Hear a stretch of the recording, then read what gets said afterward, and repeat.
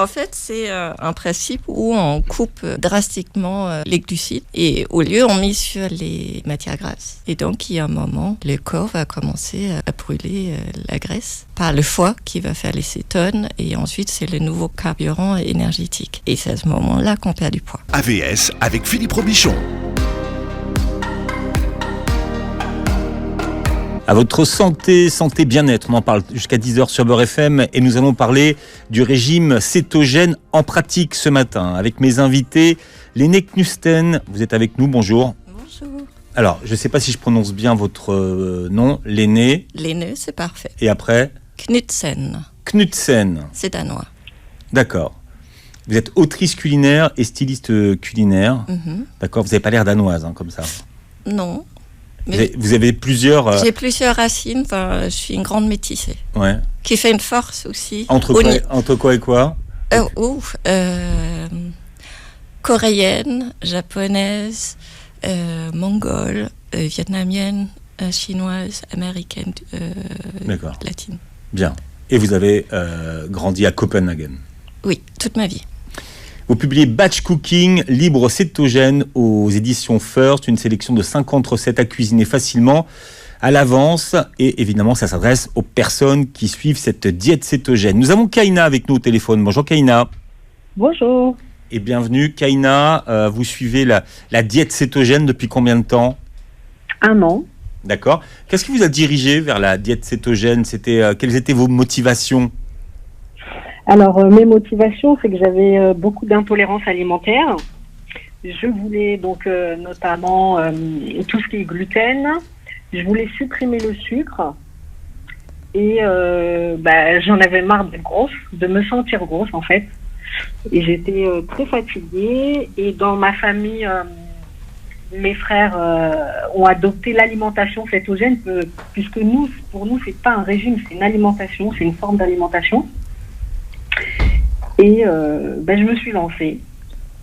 Il y a 1 an. Et alors aujourd'hui, sur la balance, qu'est-ce que ça donne, Kaina ? Moins 15. Moins 15 kilos. Donc, moins 15 kilos. Donc ça a été progressif, c'était pas violent.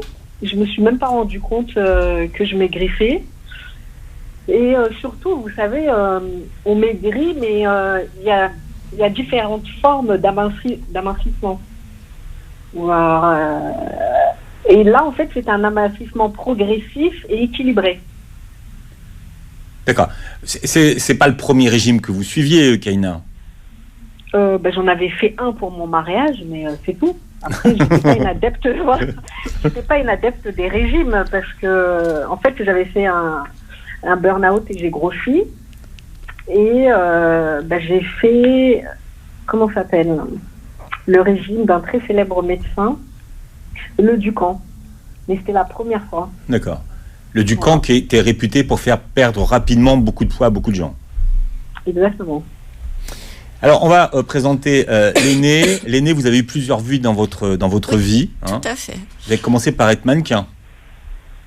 Oui, je ne sais pas où vous avez trouvé tout ça. Non, fallait pas le dire. Non, si, mais il y a longtemps. J'étais jeune. Bon. Voilà. D'accord. Aujourd'hui, je suis vieille. Bon, ça se voit vieille pas du moche. tout. Ça se voit pas du tout. Vous avez commencé une carrière dans le stylisme et puis après vous vous êtes réorienté vers vos passions. Oui, après le stylisme, en fait, j'ai découvert la photo en tant qu'assistante photo. Ensuite, je me suis rappelé quand même qu'à l'adolescence, j'adorais faire les gâteaux au fond. Je suis rentrée en contact avec un restaurateur que j'aimais beaucoup. Et du coup, je me suis fait une toute nouvelle vie dans la cuisine. Donc, d'abord 1 an dans la cuisine. Ensuite, je me suis rapprochée vers la pâtisserie, que j'aime beaucoup. Mais vous êtes formée à la pâtisserie, par exemple ? Enfin, je suis formée par la pâtissière en chef qui... En fait, c'était tous des chefs qui sortaient des écoles diplômées. Donc, voilà. Et à partir de là, après une petite rencontre avec l'édition. Voilà. Et vous avez aujourd'hui écrit plus de 30 livres. Oui. Culinaires. Culinaires, oui. C'est beaucoup, C'est beaucoup, en une dizaine d'années. Ouais, 12 ans. Donc là, vous vous intéressez à alors, c'est pas un régime, c'est à l'alimentation cétogène, hein, Kaina, ça vous va? Voilà, exactement, c'est parfait. On va expliquer le batch cooking. Déjà, qu'est-ce que c'est que le batch cooking? Alors, le batch cooking. L'aîné. Oui, le batch cooking, c'est une diète très populaire, très l'air du temps. Et pourquoi? C'est parce qu'en fait, la carotte, c'est qu'on perd assez rapidement du poids. Ah non, c'est pas cétogène, le batch cooking. Ah, pardon. Le batch cooking, c'est Oui, une forme d'organisation. Oui, tout à fait. Qui fait qu'on peut économiser du temps pour la semaine. Donc, du coup, on prévoit faire un après-midi ou 2 jours pendant le week-end, c'est comme on veut. Et du coup, on prépare en avance pour les repas. Ceci dit, Kaina, pour ce qui concerne l'alimentation cétogène, le batch cooking est quand même très nécessaire parce que ça demande, on va dire, beaucoup d'organisation. Alors oui, mais moi je vais pas vous mentir, j'ai été très intéressée ces dernières années par le batch cooking, mais j'ai jamais adhéré en fait. Pourquoi? Pour moi, cuisiner c'est un plaisir et pour moi cuisiner au quotidien c'est un plaisir et je me vois pas me forcer tout un dimanche après-midi à rester à la maison, cuisiner plein de choses en même temps, les mettre dans des tupperware, les congeler ou les mettre au frigo. Je suis pas une adepte du batch cooking. Après... Mais il y a beaucoup de gens qui le font. Après, c'est vrai que c'est des gens qui n'ont pas le temps dans la semaine. Moi, j'ai cette chance d'avoir le temps de cuisiner, donc voilà. Non, mais ça, je pense peut-être quand on a une grande famille ou plusieurs personnes, c'est quand même assez pratique. Mais même si on l'appelle batch cooking, par exemple, juste le fait, par exemple, si on achète des bottes de radis, en général, inconsciemment, on rentre, on les rince. Et déjà pour moi, ça c'est du batch cooking en quelque sorte. Donc ça existe en petite échelle aussi. Non, mais moi j'ai vu des émissions, j'ai regardé des livres. En fait, ils nous proposent de cuisiner pour toute la semaine. Donc le dimanche après-midi, on se bloque le dimanche après-midi et on cuisine pour toute la semaine. Et en fait, en rentrant le soir, on n'a plus qu'à sortir les plats du congélateur ou du frigo et de les réchauffer.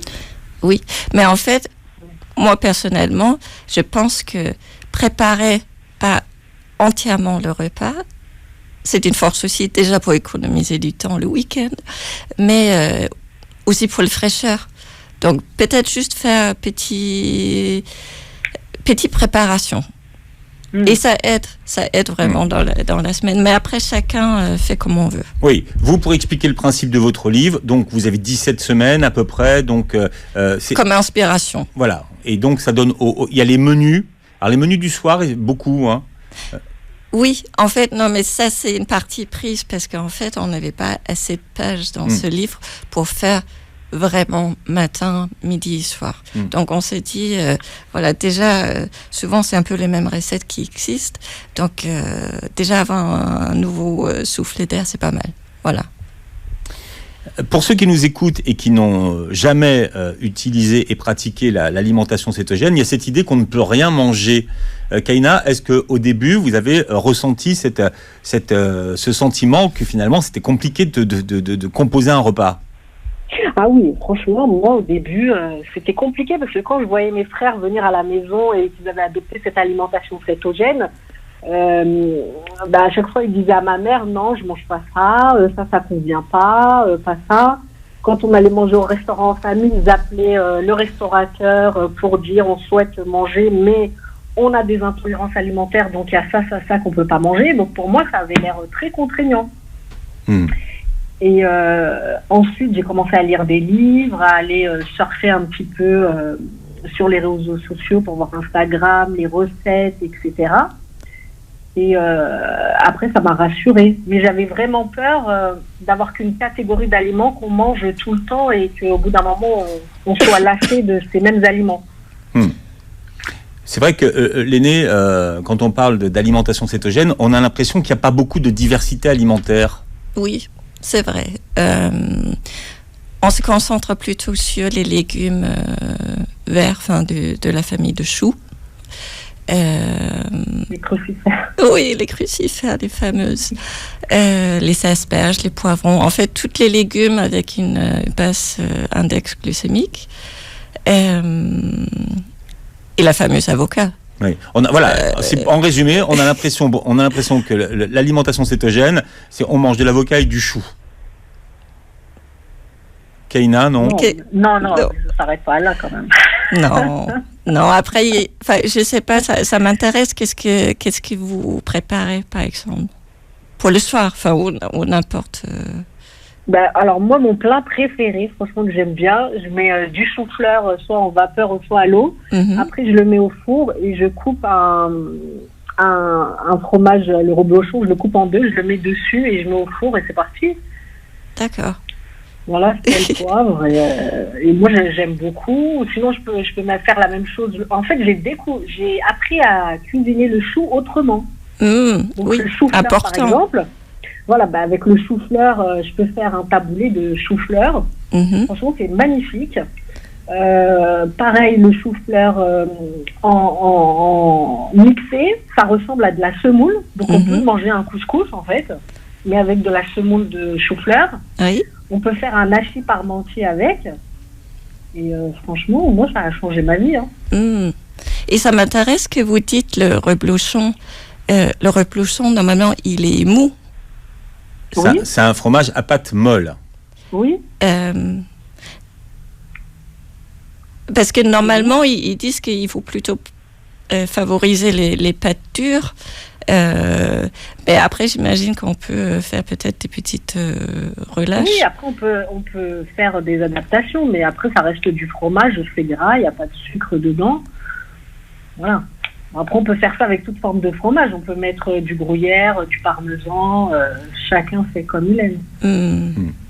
Le chou-fleur, c'est un peu le légume royal de ceux qui adoptent une alimentation cétogène. Oui, après, il y a les asperges, les brocolis, les haricots verts. Il y a plein de légumes. Les poivrons, on peut faire des poivrons farcis. De temps en temps, on peut faire le poivron rouge qui est un peu plus de sucre que le poivron vert. Voilà, on peut faire le feu comme je suis originaire. Mes parents sont originaires du Maghreb. La salade de felfel. Voilà, vous connaissez l'aîné felfel? Est-ce que vous connaissez felfel? Le felfel. Oui, felfel. Un plat qu'on appelle le felfel. Non. Désolée, pas encore, mais je vais faire mes recherches. C'est une tuerie. Qu'est-ce que c'est alors? C'est du poivron poivron et piment. Voilà. Avec beaucoup d'huile d'olive. Oui. Ou très au bien. four.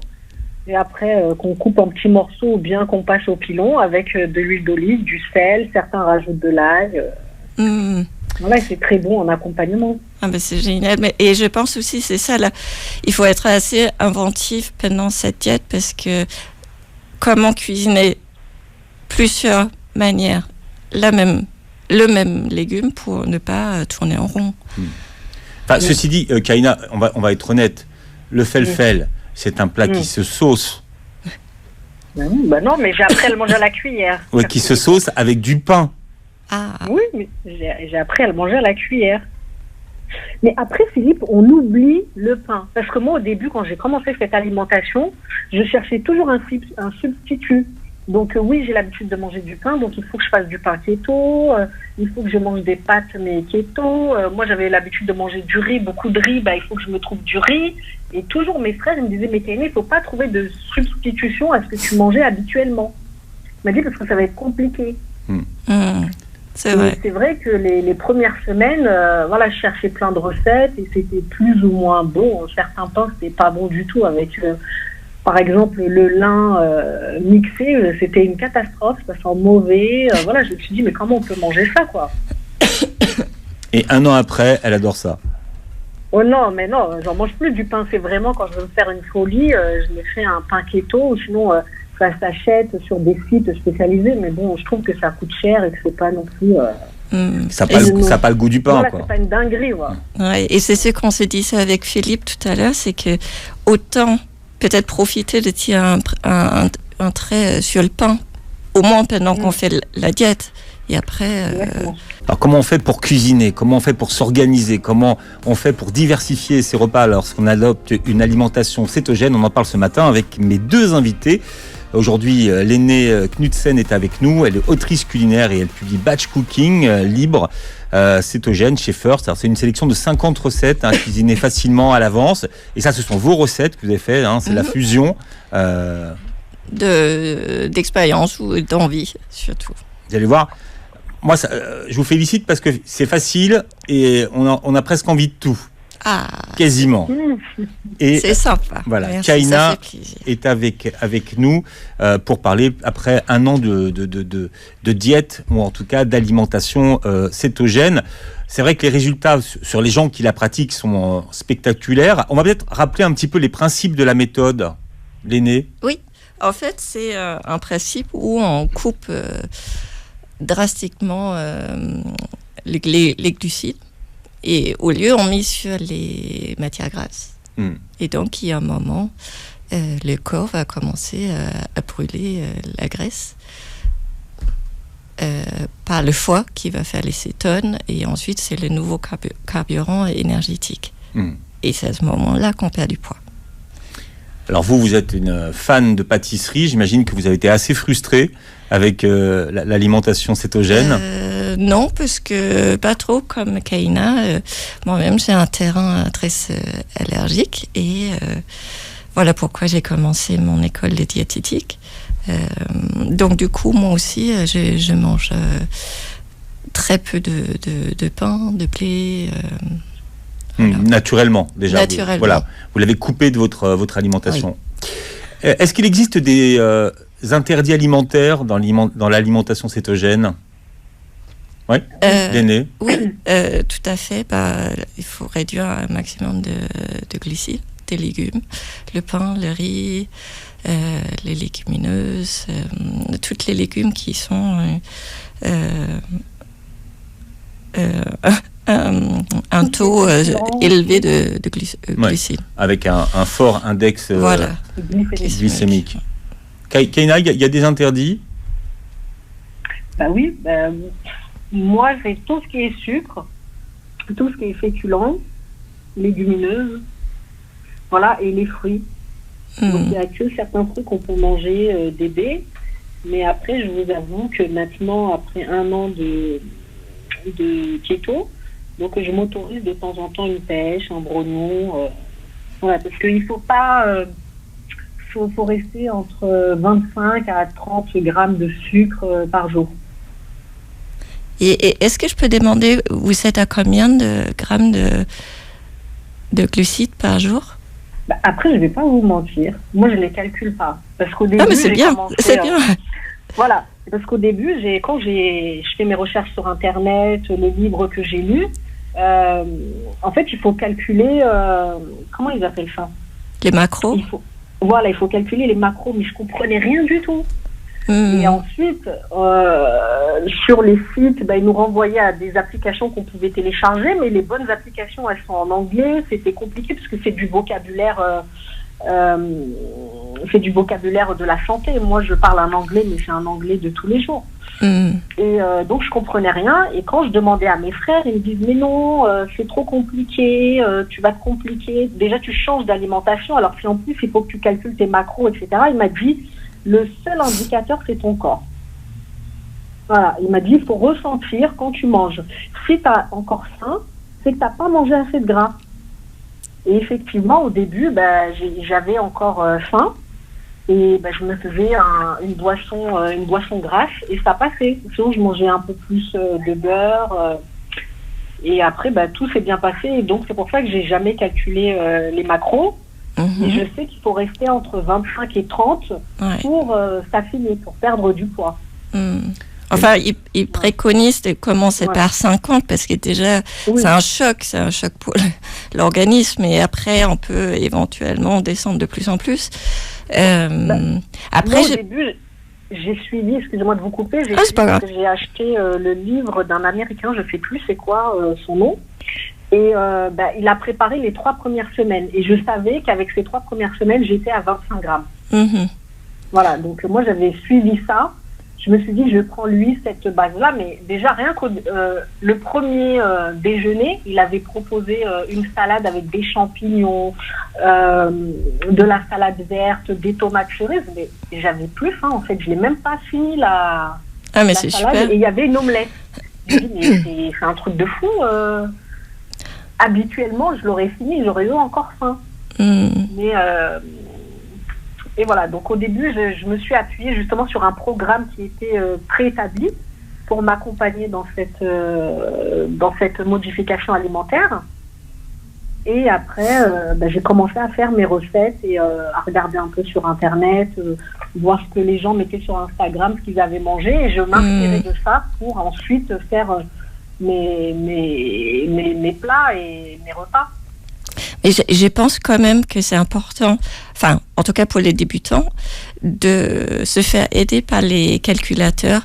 On peut le trouver un peu partout, mais comme vous dites, il y en a beaucoup peut-être en anglais. Moi, j'ai réussi à trouver un en français. Je ne veux pas dire le nom parce que je pense que j'ai pas...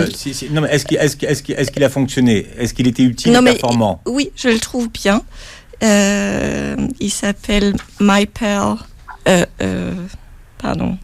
Ça, c'est pas l'air très français. En non, mais il est en français. Je vais trouver, ça va revenir. Mais en fait, là où c'est important, si on le fait, vu qu'on est tous différents corpulences, taille, poids, et du coup, on a différents besoins journaliers, et du coup, ils calculent tout ça. Donc, c'est vraiment une aide plus... parce que là, je vois pour vous, ça marche, les recettes déjà comme ça, mais peut-être ça pourrait marcher encore mieux si vous appliquez cette application en plus ou une autre. Voilà, et après, je voulais pas être non plus dépendante d'une application. À chaque fois, on rentre. J'ai mis 2 cuillères à soupe d'huile d'olive, un yaourt, un truc. Voilà, je voulais aussi rester un peu libre et pas forcément à chaque fois répertorier tout ce que je mangeais. Et surtout, parfois, il y a des produits qui ne sont pas répertoriés dedans. Donc, il faut rentrer, il faut scanner les codes barres. Voilà, c'est tout un travail auquel je ne voulais pas... non, mais ça, je comprends. C'est le cauchemar. Après, on n'a pas le temps. Voilà. Alors, on parlait des fruits tout à l'heure qui sont autorisés. Par exemple, dans l'alimentation cétogène, on a droit à quel type de fruits? Les baies. Les baies, oui. Les myrtilles, les mûres, les framboises. On n'est pas gâtés. J'imagine qu'en fait, c'est ça qui est très difficile pour vous. Vous, surtout, que vous le faites depuis 1 an. Je suis très admirative parce que 1 an, c'est long. Mais apparemment, ça a l'air que vous aimez vraiment à tel point que ça est devenu votre mode de vie. Donc, voilà. Vous n'êtes pas prête à abandonner, là. Vous continuez, c'est ça? Ah oui, tout à fait. Là, après, on adapte les recettes. Même mon entourage, maintenant, je dis pas je fais un régime, en fait. Parce que dans un régime, c'est négatif. Dans l'esprit des gens, un régime, c'est restrictif. Alors que quand je dis oui, j'ai une alimentation spécifique qui est due à mes intolérances alimentaires, et là, tout de suite, les gens, ils comprennent. Alors, il faut expliquer que le but recherché de cette alimentation, c'est un état qu'on appelle l'état de cétose. D'accord? Donc, ça veut dire qu'aujourd'hui, vous êtes en permanence, Kaina, en état de cétose? Apparemment, oui. Et donc, du coup, vous pesez chaque semaine, chaque mois? Non, mais je fais non. Ça. Non, mais vous voyez que vous perdez en plus ou vous restez sur le même poids? Non, je m'affine. Parfois, je stagne, parfois, je m'affine. Mais je veux dire, je ne suis pas une folle de la balance. Je ne l'ai jamais été de toute façon. Mais là, c'est quand les gens me disent « Oh, Kaina, t'as maigri, hein, t'as les joues creusées. » Là, je vais me peser. Mince, je suis à 69, 68. Moi, c'est plutôt 70 mon poids où je suis bien, quoi. D'accord. Mais c'est bien de ne pas avoir de balance, finalement. Mais c'est clair. Souvent, il y a des vêtements témoins. Oui, c'est vrai. Les fameux... Après, la balance peut être de la carotte aussi, la semaine ou le mois. Mais oui, mais parce que moi, au début, je ne perdais pas sur la balance, mais dans mes vêtements, ça se voyait. Oui. Donc, c'est aussi ça qui est... Mais on m'a prévenu, mes frères, etc. Ils m'ont dit, Kaina, au début, tu vas perdre dans les vêtements, mais pas dans la balance. Tu vas même prendre sur la balance. au début. Alors vous avez parlé, Kaina, de boissons grasses. C'est quoi ces boissons grasses et quel est leur rôle ? Alors, c'est quand dans ses repas, on n'a pas pu mettre autant de gras qu'il faudrait. Et bon, moi, je prends une boisson le matin au petit déjeuner grasse et à 16h, si je sens que j'ai un petit creux. Donc, moi, j'ai ma boisson spécifique à moi, c'est du lait de coco, donc du lait végétal, avec une cuillère à café comment on appelle ça, de café lyophilisé, une demi-cuillère à café de cacao, mais pas du cacao dégraissé. Et ensuite, je rajoute du beurre de cacao. Et au début, pour accélérer l'état de cétose, j'utilisais de l'huile MCT. Qu'est-ce que c'est l'huile MCT ? En fait, c'est l'huile de coco. Donc qui est facile à digérer, et en fait c'est une huile qui est à chaîne moyenne, si j'ai bien compris tout ce que j'ai lu. Donc c'est plus vite assimilé par le corps, et c'est aussi ce qu'on prescrit aux diabétiques. D'accord. Je compte de ça. Huile MCT. Oui. Quand on vous écoute, on a l'impression que c'est quand même un peu compliqué, finalement, l'alimentation cétogène. Kaina. Oui, c'est vrai, parce que c'est nouveau, on ne connaît pas. Donc, comme toute chose, on se fait des montagnes, mais après, une fois qu'on est on y est, on comprend. Après, c'est vrai qu'il y a des gens, ils ont fait ça par étapes. Moi, il y a des gens de mon entourage, ils ont fait ça par étapes. Donc, ils ont d'abord retiré les légumineuses, après les féculents, et en dernier, le sucre. Moi, j'ai fait du jour au lendemain. J'ai dit, moi, je m'y mets, j'ai tout jeté, et j'ai acheté tous les produits keto pour 15 jours, et c'est parti. Voilà. Ouais. L'aîné. Mais enfin, je pense qu'il y a des gens qui le trouvent pas trop contraignant, parce qu'il y a quand même un peu de tout. On a le droit de manger le poisson, la viande,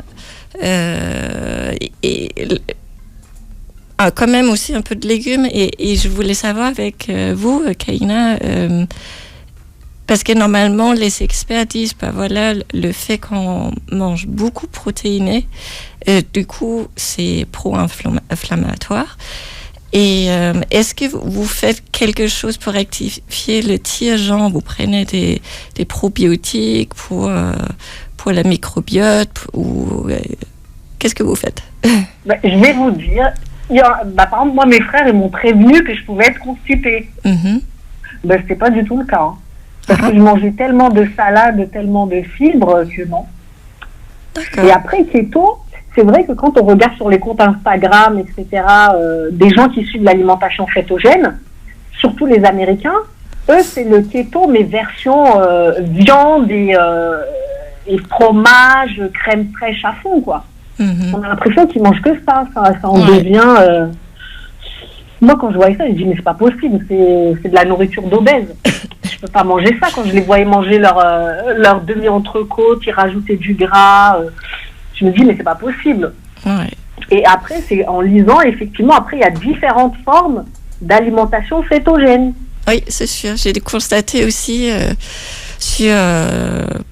par mes petites recherches, et qu'en fait, il existe plein de recettes keto, mais en fait, quand on regarde un peu plus proche, qu'en fait, c'est pas du keto du tout.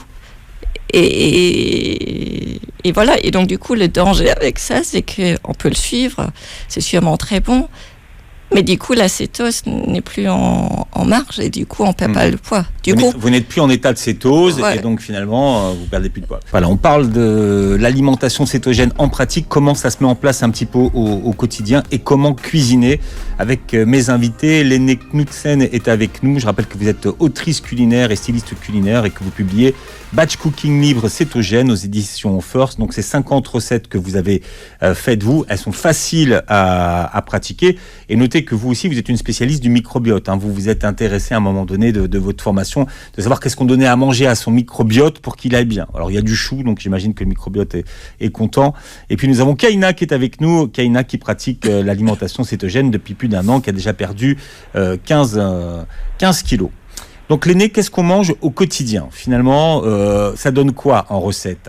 En recette, déjà, moi je suis scandinave, je veux dire de base, donc forcément le saumon. Il y a beaucoup de saumon dans votre livre. Ah oui, non mais du saumon, du maquereau. Oui, tout ce qui est bon, oméga 3 aussi, donc c'est un cadeau en plus. Mais par exemple, le saumon, faut choisir un bon saumon fumé. Après, si on veut le faire en préparation encore plus facilement, faire des légumes rôtis avec les peu de légumes qu'on peut quand même utiliser. Donc voilà, du coup, on peut couper tout ça, on fait en avance le week-end ou un autre jour, ça prend pas longtemps. On le met dans des petites boîtes et le jour J, c'est prêt pour aller directement au four. Oui, pour vous, l'histoire, c'est vraiment de se faciliter la vie et de pouvoir avoir une semaine tranquille d'avance, on va dire. En général, on ne fait jamais pour toute la semaine, c'est beaucoup de travail. Mais déjà, en 2 ou 3 jours en avance, par petite étape, ça sauve. Alors, il y a beaucoup d'imagination et de créativité dans votre livre. Il y a par exemple des œufs mollets et fondus de poireaux, pour ceux qui nous écoutent.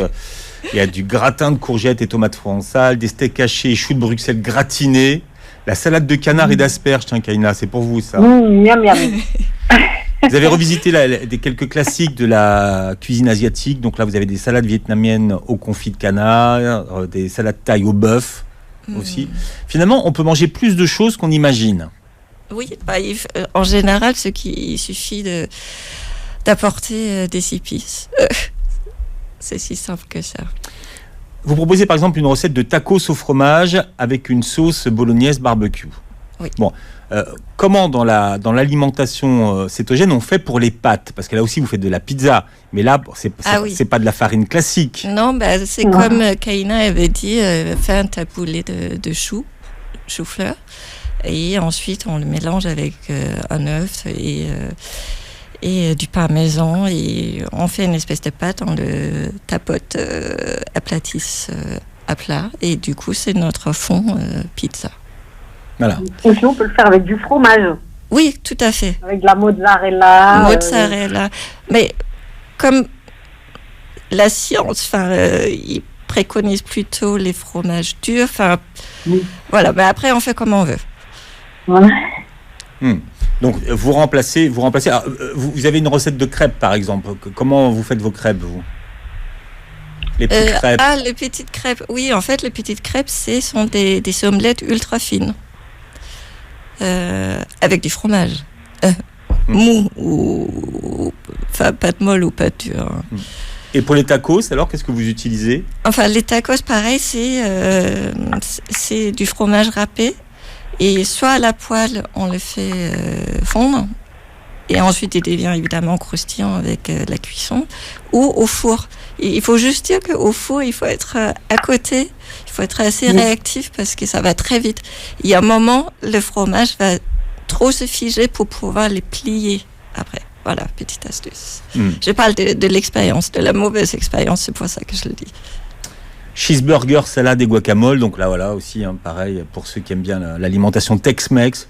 Bon, il y a beaucoup d'exemples. Est-ce qu'adopter une alimentation cétogène, ça coûte plus cher? Non.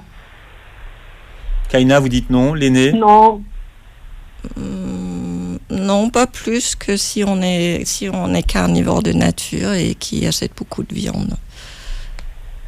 Donc pour moi, c'est non. Donc Kaina, vous n'avez pas vu d'augmentation dans votre budget? Non, pas du tout. Justement, je mange moins mais mieux et c'est plus consistant. Est-ce qu'il y a des associations à éviter, par exemple? Des associations à éviter? Des aliments qu'on ne peut pas associer? Non. Non. J'ai essayé Non, parce que du coup, ça ne concerne pas. Ça marche Non, pas. après, ça ne concerne pas forcément le cétogène. Oui, ça marche pas.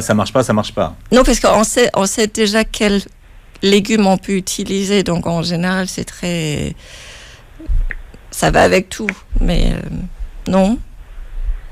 En gros, quels sont les légumes qu'on peut utiliser? Alors, c'est. Alors, tous les légumes pratiquement qui sortent de terre, pas ceux qui sont dans la terre. Tout ce qui est carottes, pommes de terre, et tout ce qui est vert. Oui. Bon. Et à part les poivrons. Mais voilà, et juste pour revenir, par exemple, à les recettes qui ne sont pas keto, en fait, on peut les démasquer assez rapidement parce que vu qu'on connaît à force les peu de légumes on peut utiliser, donc quand on voit d'autres recettes, et du coup, il y a une pomme de terre qui apparaisse. Voilà, c'est un bon signe. Faut pas suivre. Pommes de terre, pas keto. Oui. C'est ça qu'il faut comprendre. Kaina, qu'est-ce que vous auriez aimé savoir avant de vous lancer dans cette alimentation et qu'on vous a pas dit? Et qui vous aurait fait gagner du temps? M'aurait fait gagner du temps. Est-ce qu'il y a une information que vous avez découvert en pratiquant? C'est par exemple tout ce qui est crêpes, pain, que ça servait, justement que ça servait à rien de trouver des substituts parce que ça fera jamais le même goût. Le pain, quand on le fait avec de la farine d'amande, c'est bof, quoi. Et de la farine de coco, c'est... Oui. Voilà, je suis d'accord. Ouais, c'est plus ça. Mais après, voilà, il y a des gens qui aiment bien ce sentiment d'être bien calé. Donc pourquoi pas? Enfin, j'imagine avec un peu de parcimonie. Quand même. Avec parcimonie et bon escient, comme on dit. Enfin, il reste la crème chantilly. Ah oui, ça. Quand on m'a dit que je pouvais manger de la crème chantilly. Ouais, c'est clair.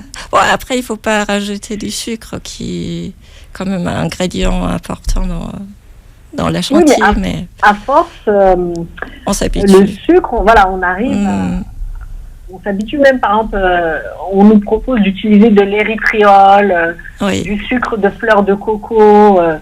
Mais moi, maintenant, quand je fais des pâtisseries, j'en mets beaucoup moins que dans les recettes préconisées. Parfois, j'en mets même plus.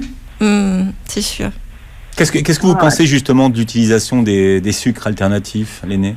Si on peut éviter, pourquoi pas. Vaut mieux éviter pour vous? Oui. Ouais. Kaina? Oui, aussi. Après, je pense de temps en temps pour se faire une pâtisserie, un petit plaisir, oui, mais au quotidien, de toute façon, on n'a même plus le goût. Maintenant, on s'oriente vers le salé. Directement. Et, oui. Ouais. C'est combien de repas par jour, finalement, l'alimentation cétogène? Moi, parfois, là, j'en fais qu'à 2. 2 repas par jour. Il n'y a pas un nombre qui est imposé de repas? Non. Et vous prenez du coup, quel repas est-ce que vous sautez? Le petit déjeuner et le dîner. Ah, ok. Voilà. Et après aussi, il y en a qui associent le cétogène et le fast, comment on appelle ça? Le jeûne alternatif, oui. Exactement. Oui, parce que du coup, il paraît que les cétones travaillent de même manière. Voilà.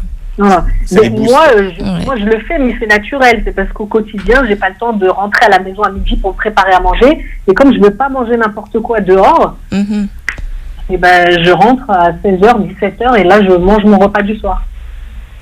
Bon, enfin, vous envisagez cet été d'adopter une alimentation cétogène. Je vous propose de lire Batch Cooking libre cétogène chez First.